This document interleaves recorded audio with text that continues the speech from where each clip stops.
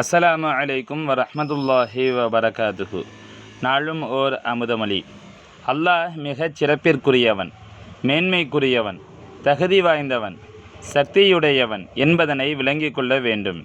பரிபூர்ண அல்லாஹ்வின் சக்தியான ஒரு காற்று பங்களாதேசத்தில் உருவாகி ஒரு பெரும் அழிவையே உண்டாக்கியுள்ளது. சிலோனில் ஒரு குண்டு போட்டதால் ஏற்பட்ட நெருப்பு எவ்வளவு தீவிரமடைந்தது, எத்தனை பேர் செத்தார்கள்.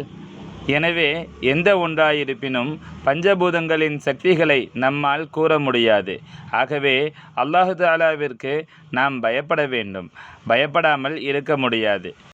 இந்த எல்லா சக்தியும் ஒன்று சேர்ந்த ஒன்றையே நாம் அல்லாஹ் என கூறுவோமேயன்றி குறிப்பிட்ட ஒரு பொருளை அல்லாஹ் என கூறவியலாது. எல்லாம் அதுதானே என எதனையும் இலகுவாக நினைத்து கொள்ளக்கூடாது. ஏனெனில் ஆகாயத்தில் இருக்கும் மாபெரும் சக்தி நினைத்ததெல்லாம் செய்யக்கூடியது.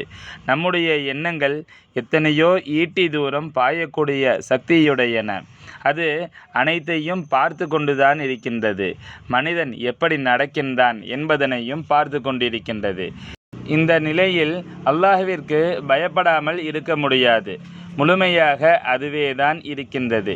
இல்லையானால் அல்லாஹ் தஆலா இந்த உலகில் இந்த உருவத்தில் ரசூல் ஸல்லல்லாஹு அலைஹி வஸல்லம் அவர்களை ஏன் அனுப்பி வைக்க வேண்டும்? பொதுவாக எல்லாமே இயற்கைதான். சங்கைமிகு ஷேഖநாயகம் குதுபுஸ்ஸமான் ஷம்சுல் வுஜூத் ஜமாலியா அசையீத் கலீல் அன் மௌலானா அல் ஹசனியுல் ஹுசைனியுல் ஹாஷிமி கத்தஸல்லாஹு சிர்ரஹுல் அலீம் அவர்கள் 19/12/1995 அன்று மதுக்கூரில் நடைபெற்ற ஏகத்துவ மெய்ஞான சபையின் சிறப்பு மாதாந்திர கூட்டத்தில் ஆற்றிய ஆன்மீக சொற்பொழிவில் இருந்து